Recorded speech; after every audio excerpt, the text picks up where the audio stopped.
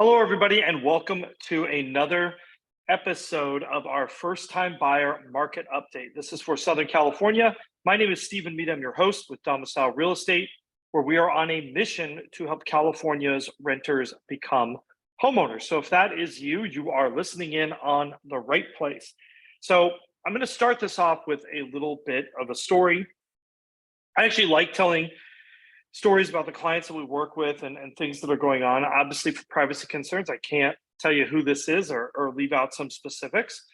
But we had some clients who wrote an offer recently on a home in a very popular neighborhood of Los Angeles. And this was a very cute house, but a very small house, right? Probably around 1,000 square feet on a smaller lot, but it was a single family home in this very desirable locale. Despite writing, what I felt was an incredibly aggressive offer, it ended up going for a bit more than we offered, over 20% above list price. Now, I'm not telling you this story to be discouraging, but to make an interesting point, and that is not every home is going for 20% over list price. And I think, why is it that some of these homes are experiencing crazy levels of demand and others are not? And if you're a buyer out there in the marketplace, do you follow the herd and go after the same houses that everybody else is? Or are you looking for those places maybe where a home is a little bit undervalued? Personally, my viewpoint is I think we dodged a bullet on that particular house. I think it went for too much money. I don't think it was worth it. And I think, I hope the buyer who ends up getting it will end up being very happy there. But from an investment standpoint, I'm not sure that buying that house at that price point will end up being the wisest move for them. And when we look at our stats, right, like we look at our percent closing over list price, we find that we're probably in that 100 to 103% range on average. So 20% over list price is really just kind of a wild stretch. And was this home purposely underpriced? I don't think so. I think the agent thought it would go a little bit over. I don't think she thought it would go over nearly as much as it did. And so it makes me think, if I'm out there, if I were a first time buyer in today's market, I'm looking for the places that not everybody is looking. Now, does this mean you should give up on things that are important to you? Of course not. Things like location, does it back to like a busy road? All these things are still important, and bear those in mind. But if you're following that trend, if you're a first time buyer and you're really looking to the future, especially if you want to stretch your dollar, right? Look to the places not that are the awesome places today. Think of what are going to be the awesome, desirable, hot neighborhoods tomorrow. And if you don't know what those are, you are welcome to reach out to us and we can help you work through which of those kind of neighborhoods are going to tend to be the ones that might work for you and your particular situation. So let's go ahead and get started and go through the stats, and we can tell you about what is going on out there and what we have. I know what we're doing here. I've got two windows open, so let me fix that really quickly, and I will get that set up for you guys. Give me a second here. I think we're just about done here. There we go, and I can get this set up. So, all right, let's try this again on our screen share here. There we go. Now we have the right numbers. So this again is our stats that are purely for our entry level home buyers. And we define an entry level home as we've got two sort of market segments, right? This entry level single family home, which we basically say is any 3-bedroom and 2-bath in LA and Orange counties, in the first quartile. So that's like saying if the median is halfway between, if you've got 100 houses, if the median is the 50th most expensive house, the first quartile is the 25th most, or the 25th least expensive home on there. So it's like a quarter of the way up that ladder. And I think that's a good approximation for entry level housing. And we do the same thing with a 2-bedroom, 2-bath condo. I want you to notice something here. This blue line is entry level single family homes. This is delayed, but you'll notice this number is creeping up. If you look at this and we go back a year here, you see that it kind of steadily fell. And then sort of at the end of January, it bottomed out and started going back up again. What we are seeing out there in the marketplace is that prices are absolutely rising. The higher interest rates have two effects. The first effect is the one that everybody knows, payments go up. But the second effect is that it reduces the number of people who put their homes on the market. And that has the effect of also increasing prices. So definitely bear that in mind. Now, it's not all bad news. And when I say that is, this is not the most expensive payments that we have faced in history. Right now, we're at $6,102 on that entry-level single-family home. There was a point last fall where that was at $6,200 a month. Obviously, if you're like me, if you're a first-time home buyer, you'd like these numbers to be lower. But even looking at where we were, around last year, $5,500, $5,600, $5,700. Yes, it's more expensive. Is it like twice the price? No, it is not. If we look here, it's kind of a similar story with our condo market. This one does happen to be breaking some new ground. This is kind of matching our two previous highest points for payments. It's leveling off, but look at how this payment is going up on that single family. People want single family homes, and there are simply not enough of them to go around. If we take a look here at qualifying, how much money do you need in your household? This is based on 5% down, and this includes taxes, insurance, everything else. What is the qualifying income if you have no other debts? It's about $150,000 for our entry-level single-family home and $117,000 for our entry-level condo.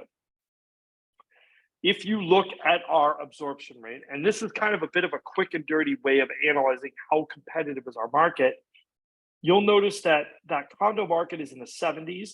That is a reasonably competitive market, but not crazy. Anything as you start approaching 90% here starts being definitely a very brisk market. You do not have time on the homes that come up for sale for these single family homes. Here is sort of the crux of the problem. We do a total inventory chart across the whole market, but when we slice it by entry-level single-family homes, this really just tells you where this problem is. Today, we are at about 1,450 houses. Where were we a year ago?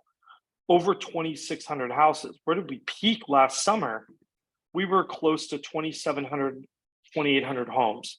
So to see our inventory as half what it was last year, I think that really tells you the story, right, of what's going on and why it seems like there just aren't enough houses. It's because there aren't enough houses.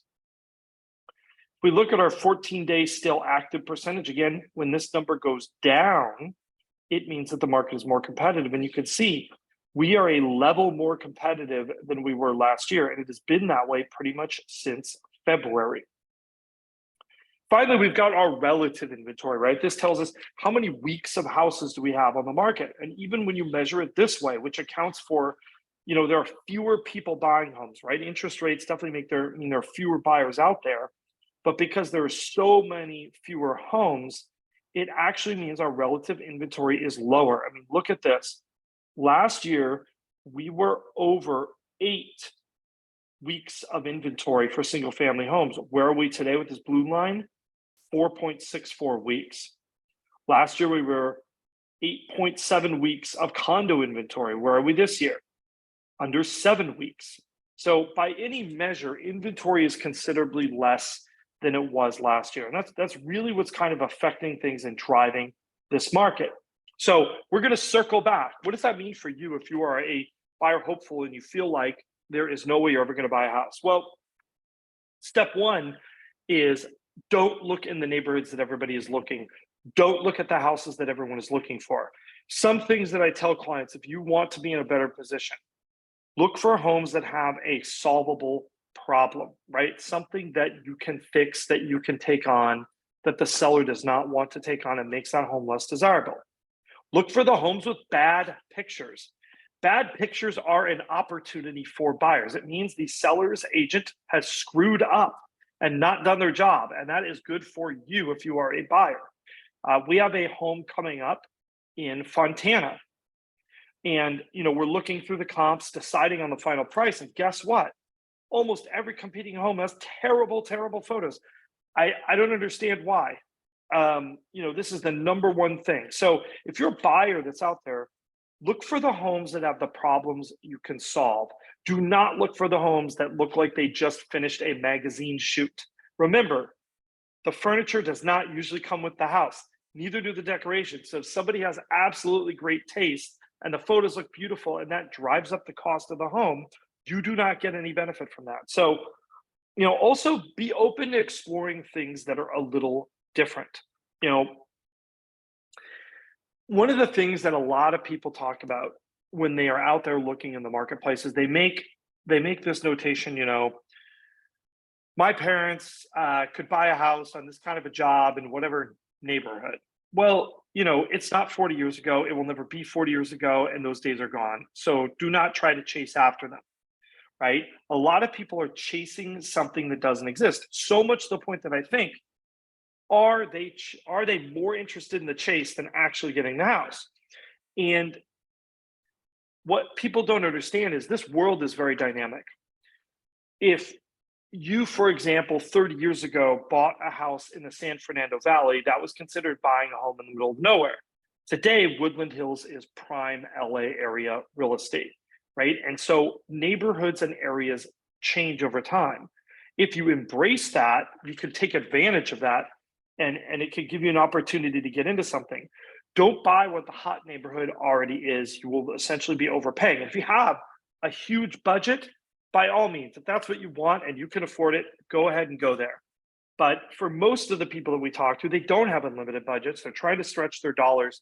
They're trying to get the most that they possibly can. And they're trying to get into that elusive single family home to kind of get their foot in the door and actually own a piece of land because they think that's going to be worth more money. And I agree. In the future, I think owning any kind of traditional single family home with a real yard will be a huge advantage. Anyhow, are you living for the chase? Do you actually want to buy a home? Let us know in the comments, or even better, reach out to us. Questions, comments, email, phone calls. We love all of it. We love to talk houses. If you are a buyer or would like to be a home buyer here in Southern California, namely Los Angeles and Orange counties, definitely reach out to us. We'd love to hear from you. Don't forget to like, subscribe, and hit that notification bell. And we will see you again real soon.